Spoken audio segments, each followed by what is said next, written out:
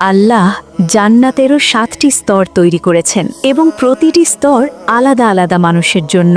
1.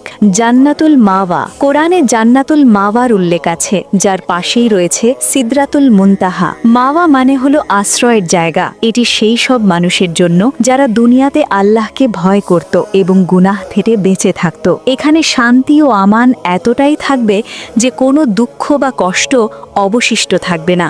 2. দারুল মোকামা। কোরআনে এসেছে সেই আল্লাহ যিনি আমাদের দারুল মোকামায় বসিয়েছেন, যেখানে আমাদের কোনো ক্লান্তি থাকবে না কোনো বিষাদ। এটি সেই জান্নাত যেখানে আমরা চিরতরের জন্য থিতু হব। এখানে কোনো ব্যথা থাকবে না, জ্বর হবে না, এমনকি মৃত্যুও আসবে না। এই মুকাম সেই সব মানুষ পাবে যারা দুনিয়াতে ধৈর্য অর্থাৎ সবর ধরেছিল এবং আল্লাহর হুকুম মেনে চলেছিল। 3.